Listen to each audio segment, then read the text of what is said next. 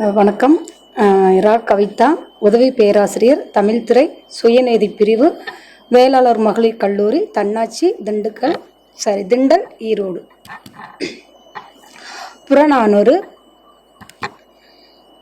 உங்களுக்கு பார்க்கக்கூடிய பகுதி பார்த்தீங்கன்னா புறநானூறு.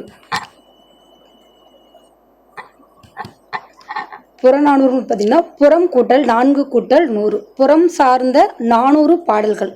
இது பார்த்தீங்கன்னா புறம், புறம்பாட்டு, நந்தா விளக்கம் என்ற பல பெயர்களில் அழைக்கப்படுறாங்க. இது சங்ககால தமிழ் நூல் தொகுப்பான 8 தொகை நூல்களில் ஒன்று. பழந்தமிழர் அகம் புறம் என்று 2 ஒழுக்கங்களை தம் இரு கண்களாக கொண்டு வாழ்ந்து வந்தனர். புறம் என்பது அகம் அல்லாத வாழ்க்கையை குறிக்கும். புறம் என்பது அகம் அல்லாத வாழ்க்கையை குறிக்கும். அகப்பாடல்களில் திணை என்பது நிலம் சார்ந்த வாழ்வியலை குறிக்கும். அது அக ஒழுக்கம். அதாவது பார்த்தீங்கன்னா உரி ஒழுக்கம் என்று பெயர் இருந்தது சொல்றாங்க. அதுக்கு புறம் சார்ந்த திணை பாடல்கள் பண்டைய வீரயுக மரபுகளையும் அரசு உருவாக்க நிலைகளையும் குறிக்கின்றது. அதாவது பார்த்தீங்கன்னா புறம் சார்ந்த திணைப்பாடல்கள் பண்டைய காலத்தில் இருக்கக்கூடிய வீரயுக மரபுகளையும் அரசு உருவாக்கக்கூடிய நிலைகளும் பார்த்தீங்கன்னா அது குறிக்கின்றது. புறநானூறு நூல் அமைப்புன்னு பார்த்தீங்கன்னா 4 அடி முதல் கொண்டு 400 அடிகளை வரையிலான நூலாகும். அதாவது 4 அடி முதல் கொண்டு 40 அடிகள் வரையிலது. பாடல் பார்த்தீங்கன்னா ஆசிரியர் பாவால் அமைந்துள்ளது. சிறுபான்மையாக வஞ்சி அடிகளும் விரைவி வரும். சங்க காலத்தில் அரசாங்கம் அரசர்களை பற்றியும் அக்காலத்தில் வாழ்ந்த மக்களின் சமூக வழக்கை பற்றியும் எடுத்துரைக்கின்றது. அதாவது பார்த்தீங்கன்னா சங்க காலத்தில் அரசாங்கம் அரசர்களை பற்றியும் அக்காலத்தில் வாழ்ந்த மக்களின் சமூக வழக்கையும் பற்றியும் இந்த புறநானூறு எடுத்து கூறுகிறது. இந்த புறநானூற்றை ஆங்கிலத்தில் மொழிபெயர்த்தவர் யாருன்னு பார்த்தீங்கன்னா ஜியு போப். இது புறப்பொருள் கருத்துக்களை தழுவி பாடப்பட்ட இந்த நூலில் ஒவ்வொரு பாடல்லையும் திணை, துறை, பாடப்பட்டோன், பாடினோன், பாடப்பட்ட சூழல் போன்ற குறிப்புகள் எல்லாமே பார்த்தீங்கன்னா இருக்கு. அதாவது புறப்பொருள் கருத்துக்களை தழுவி பாடப்பட்ட இந்த நூலில் ஒவ்வொரு பாடல இறுதியிலையும் திணை, துறை, பாடினோன், பாடப்பட்டோன், பாடப்பட்ட சூழல் இது எல்லா குறிப்புகளையும் அந்த பாடல்ல இருக்கு. புற பாடல்ல புற ஒழுக்கங்களான போர்த்திறம், வள்ளல் தன்மை, மகளிர் மாண்பு, சான்றோர்களின் இயல்பு போன்றவற்றையும் எடுத்துரைக்கின்றது. புற பாடல்களில் புற ஒழுக்கங்களான போர்த்திறம், வள்ளல் தன்மை, மகளிர் மாண்பு, சான்றோர்களின் இயல்பு போன்றவற்றையும் இந்த நூலில் எடுத்து சொல்கிறாங்க. இந்த நூல் பாடினவர் யாருன்னு பார்த்தீங்கன்னா பெருஞ்சலை சாத்தனார். பாடப்பட்டோன் யாருன்னு பார்த்தீங்கன்னா குமணன். இந்த பாடலில் அதாவது புறநானூரில் எந்த திணை பாடப்பட்டு வந்திருக்குன்னா பாடான் திணை. இதில் துறை பார்த்தீங்கன்னா பரிசில் கடாநிலை. இதில் குறிப்பாக பார்த்தீங்கன்னா தம்பியால் நாடு கொள்ளப்பட்ட குமணன் காட்டு இடத்துல மறைந்து வாழ்ந்த காலை அவனை கண்டு பெருந்தலை சாத்தனார் பாடியது. அதாவது தம்பியால் நாடு கொல்லப்பட்டுட்டு இவங்க அடுத்த தம்பி பார்த்தீங்கன்னா காட்டில் மறைஞ்சு வாழ்கிறான். அப்படிப்பட்டவரை பார்த்து யார் பாடினது பார்த்தீங்கன்னா பெருஞ்சலை சாத்தனார் பார்த்தீங்கன்னா பாடுறாரு. புறநானூறில் 164வது பாடல் உங்களுக்கு உண்டானது.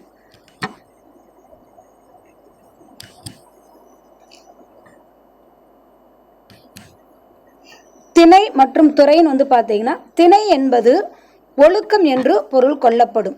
பாடான் திணை என்பது பாடப்படும் ஆண்மகனின் ஒழுகல் ஆறுகளையும் மற்றும் அரசன் ஆகியோரின் ஒழுக்கம், வீரம், கொடைச்சிறப்பு ஆகியவற்றையும் பாடுவதாகும். துறை பார்த்தீங்கன்னா திணையின் உட்பிரிவு தான் பார்த்தீங்கன்னா துறை.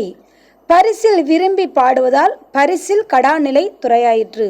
அதாவது பார்த்தீங்கன்னா பரிசு விரும்பி பாடுவதனால தான் இது பார்த்தீங்கன்னா பரிசில் கடாநிலை துறையாயிற்று.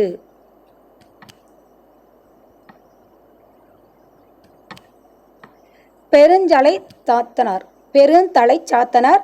சாத்தன் என்பது பண்டைய காலத்தில் தமிழகத்தில் வழக்கத்தில் இருந்த ஒன்றாகும்.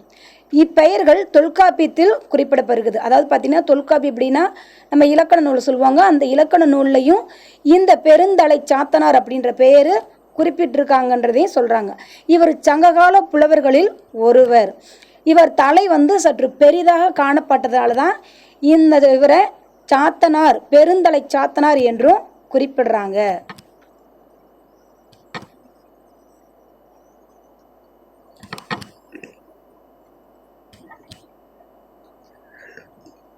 அதுக்கடுத்து பார்த்தீங்கன்னா குமணன் சங்ககால மன்னன்.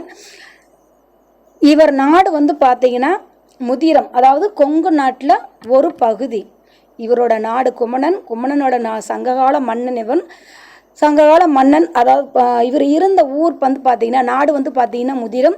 இந்த முதிரம் பார்த்தீங்கன்னா கொங்கு நாட்டில் ஒரு பகுதி. இந்த மன்னன் கொங்கு நாட்டை சார்ந்தவன். இவரது தம்பி பார்த்தீங்கன்னா இளங்குமணன். கடையேழு வள்ளல்களுக்கு பின்னர் வாழ்ந்த மன்னராவார். அதாவது இந்த முதிரம் எங்கே இருக்குன்னு பார்த்தீங்கன்னா பழனிக்கும் உடுமலைப்பேட்டைக்கும் இடையில் இருக்கக்கூடிய பகுதி தான் இந்தது. இவர் இந்த குமரலிங்கம் அப்படிங்கிறது இப்போ எப்படி அழைக்கிறாங்க அப்படின்னா குமணலிங்கம் அப்படின்னு அழைக்கப்படுறாங்க. முதிரை மலை என்பது இதனுடைய பழைய பெயர்.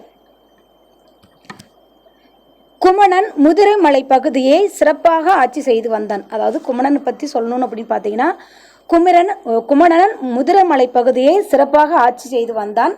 தன்னை நாடி வருகிற பாணர்களுக்கும் புலவர்களுக்கும் வரிசை அறிந்து பரிசு அளித்து ஆட்சி நடத்தி வந்தான்.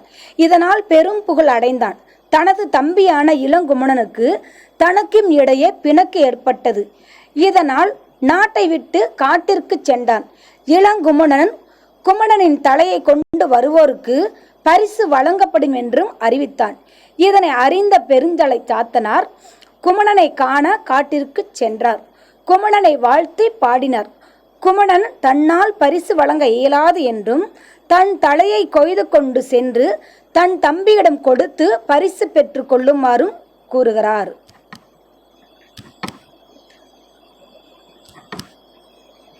குமணனை சந்தித்த பெருந்தலை சாத்தன் பாடியது: அடுப்பு பற்ற வைத்ததை விட்டுவிட்டால் என் மனைவி சாம்பலே இல்லாத வெற்று அடுப்பு அது. அதில் காளான் பூத்து கிடக்கிறது. குழந்தை பசியால் தாய்முலை பற்றி குடிக்க முயல்கிறது. பாலின்மையால் துளை தூர்ந்து விட்டது. அதை சுவைத்து சுவைத்து பால் இல்லாமையால் அது அழுகிறது. அழும் அந்த குழந்தையின் முகத்தை தாய் பார்க்கிறாள். அவள் கணங்களில் நீர் நிறைகிறது. அது தேங்கி இருக்கும் அவள் அவலத்தை நான் பார்க்கிறேன். அவள் துன்பம் என்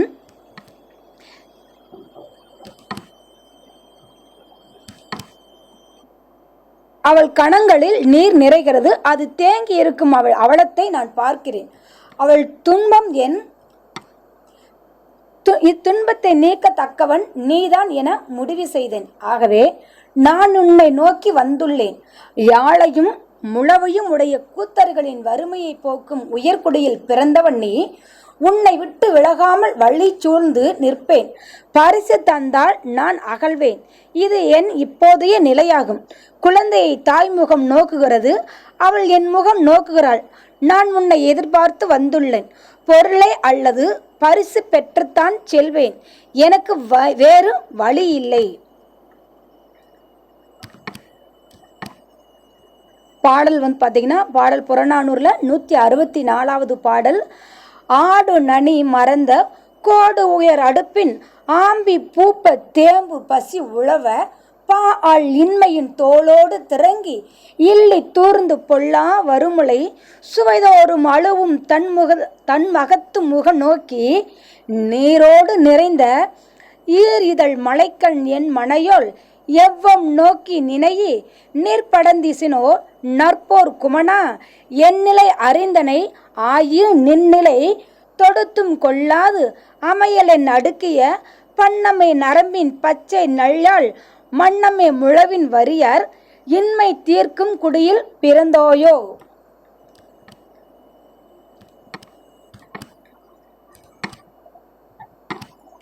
இதுக்கு சொற்பொருள் பார்த்தீங்கன்னா அடுதல் அப்படின்னா சமைத்தல், நனி மிகவும், கோடுன பக்கம். அதாவது அடுதல் அப்படின்னா சமைக்கிறது, நனினா மிகவும், கோடுன பக்கம். ஆம்பி அப்படின்னா காளான், தேம்பல், இழைத்தல், மெலிதல்னா தேம்பல்னா இழைத்தல், மெலிதல், வாடல். உழைத்தல்னா வருந்துதல். திரங்கி அப்படின்னா தளர்ந்து, இல்லினா துளை, தூர்த்தல்னா நிரப்புதல். எவ்வம்னா துன்பம், வெறுப்பு. படர்தல்னா செல்லுதல். தொடுத்தல் வளைத்தும், பச்சைனா தோல், மண் மார்ச்சனை, வரியர்னா கூத்தர். இந்த பாடலில் இருக்கக்கூடிய சொற்பொருட்கள் இது எல்லாமே. அடுதல்னா சமைத்தல், நனினா மிகவும், கோடுனா பக்கம், ஆம்பினா காளான், தேம்பல்னா இழைத்தல், மெலிதல், வாடல். உழைத்தல்னா வருந்துதல், இல்லினா துளை, தூர்த்தல்னா நிரப்புதல், எவ்வம்னா துன்பம், வெறுப்பு, படர்தல்னா செல்லுதல், தொடுத்தும் அப்படின்னா வளைத்தும், பச்சைனா தோல், மண் என மார்ச்சனை, வரியர்னா கூத்தர்.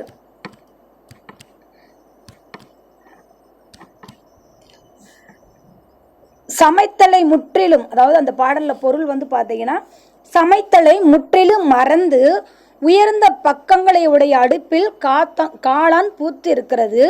உடல் மெலிந்து வருந்தி பால் இல்லாததால் தோளோடு சுருங்கிய துளை மூடிய பயனில்லாத வற்றியை முளையை சுவைத்து ஆளும் என் குழந்தையின் முகத்தை நோக்கி, நீர் மல்கிய ஈரம் படிந்த இமைகளை கொண்ட கண்களை உடைய என் மனைவியின் துன்பத்தை நினைத்து உன்னை நாடி வந்தேன்.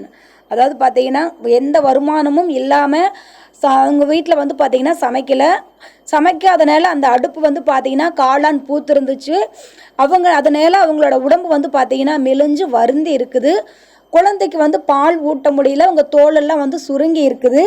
இந்த சுருங்கி இருக்கிறத அந்த தாயோட முளையில் பார்த்தீங்கன்னா பால் குடிக்குது. பால் வராதனால அந்த குழந்தைய பார்த்து தன்னோட தாய் பார்த்தீங்கன்னா நினச்சி அழுகிறா. இதை பார்த்து குமணன் பார்த்தீங்கன்னா பெருந்தலை சாத்தனார் குமணனை நாடி வருகிறாங்க. நல்ல முறையில் போரிடும் குமணனை பார்த்து பெருந்தலை சாத்தனார் சொல்றாரு, நல்ல முறையில் போரிடும் குமணா, என் நிலையை நீ அறிந்தாய், என்னுடைய நிலையை நீ என்னன்னு தெரிஞ்சுக்கிட்ட.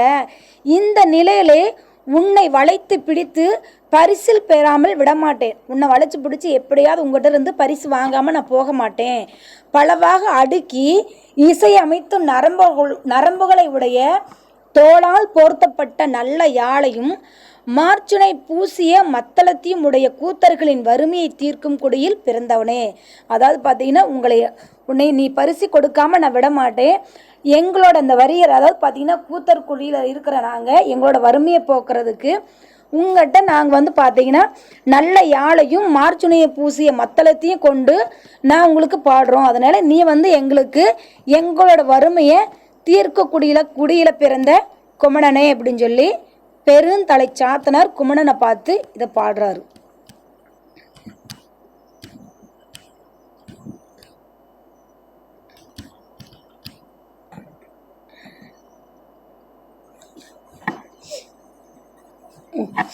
சமைத்தலை முற்றிலும் இல்லைங்க இல்லை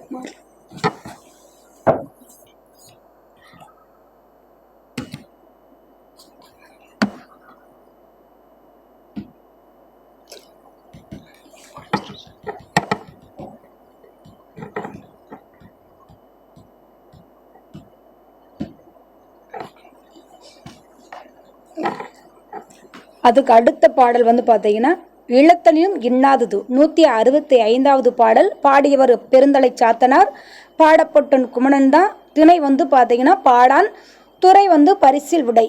புலவர் பெருந்தலை சாத்தன் பரிசில் வேண்டிய பாட தலையை கொய்து கொண்டு சென்று தம்பியின் கையில் கொடுத்து பொருள் பெற்று போகுமாறு தன் குமணன் வாளை கொடுக்க பெற்று புலவர் பாடியது.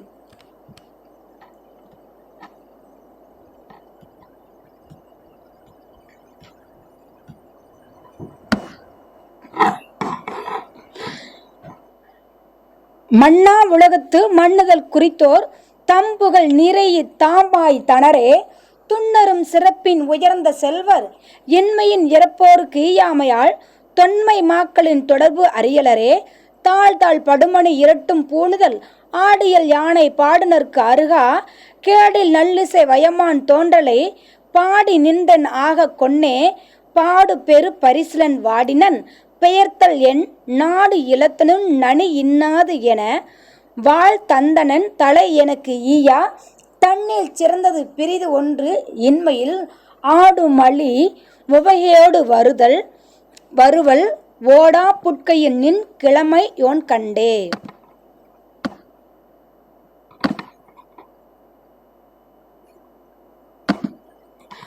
சொற்பொருள்: மண்ணானா நிலை இல்லாதது, மண்ணுதல்னா நிலை பெறுதல். மண்ணானா நிலை இல்லாதது, மண்ணுதல்னா நிலை பெறுதல். நிறை அப்படின்னா நிலை நிறுத்தி, துண்ணுதல்னா அணுகுதல், தொடர்புனா தொடர்ச்சி ஒழுங்கு, படுனா பெரிய, இரட்டல் ஒழித்தல், பூனா புள்ளி, நுதல்னா நெற்றி. அருக குறையாத, வயன வலிய, மான் குதிரை, தோன்றல் அரசன் தலைவன். கொன்னேனா வருதே, நனினா மிகவும், ஆடுனா வெற்றி, மலி மிகுந்து, பூட்கனை கொள்கை, கிழமையோன்னா உரிமையோன். மண்ணா அப்படிங்கிறது சொற்பொருள் பார்த்திங்கன்னா நிலை இல்லாதது, மண்ணுதல்னா நிலை பெறுதல், நிறையினா நிலை நிறுத்தி, துண்ணுதல்னா அணுகுதல், தொடர்புனா தொடர்ச்சி ஒழுங்கு, படு பெரிய, இரட்டல்னா ஒழித்தல், பூ புள்ளி, நுதல் நெற்றி, அருகா குறையாது, வயனா வலிய, மான் குதிரை, தோன்றல்னா அரசன் தலைவன். கொன்னே வரிதே, நனினா மிகவும், ஆடுனா வெற்றி, மலி மிகுந்த, பூட்கைனா கொள்கை, கிழமையோன் உரிமையோன்.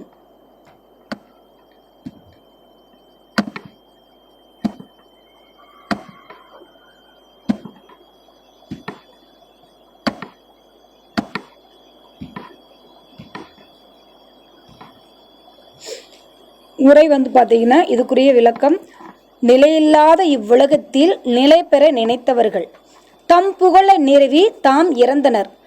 நிலையில்லாத இந்த உலகில் நிலை பெற நினைத்தவர்கள் தன்னோட புகழை நிறுவி தாமும் இறந்துட்டாங்க. அணுகதற்குரிய சிறப்புடைய செல்வந்தர்கள் வறுமையால் இறப்பவர்களுக்கு ஒன்றும் ஈயாதல், அதாவது பார்த்தீங்கன்னா எதுவுமே கொடுக்காம இருக்கிறவங்களும் முற்காலத்தில் வாழ்ந்த வள்ளல்களின் வரிசையில் சேராதவர்களாக உள்ளனர். முற்காலத்தில் வாழ்ந்த வள்ளல்களோட வரிசையில் அவர்கள் பார்த்தீங்கன்னா சேராதவங்களாக இருக்கிறாங்க. காலவரை தாழ்ந்து ஒன்றோடு ஒன்று மாறி மாறி ஒழிக்கும் பெரிய மணிகளும் நெற்றிகளும் நெற்றில் உள்ள புள்ளிகளும் அசியும் இயல்பும் உடைய யானைகளையும் பாடி வருபவர்களுக்கு குறையாது கொடுக்கும் அழிவில்லாத நல்ல புகழையும் வலிய குதிரைகளையும் உடைய தலைவனாகிய குமணனை பாடி நின்றேன். பெருமை பெற்ற பரிசு பெறாமல் வரிதே செல்லுதல் நான் நாடு இழந்ததை விட மிகவும் கொடுமையானது. அதாவது பரிசில் பெற நீ என்னை பாடி வந்திருக்க, நான் நாடு இப்போதைக்கு இழந்திருக்கிறேன், உங்கூட பார்த்தீங்கன்னா என்னால் எந்த பரிசும் கொடுக்க முடியலன்னு சொல்லி வருத்தத்தோடு சொல்கிறாரு. அதனால் தன்னோட தலையே எனக்கு பரிசாக அளிப்பதற்காக என்னிடம் வாளை கொடுத்தான். தன்னிடம் தன்னை விட சிறந்த பொருள் யாதும் இல்லாமையால் அவன் அவ்வாறு செய்தான். போரில் புறம் காட்டி ஓடாத கொள்கை உடைய உன் தமையனை கண்டு வெற்றி மிகுந்த மகிழ்ச்சியோடு நான் உன்னிடம் வந்தேன். நன்றி.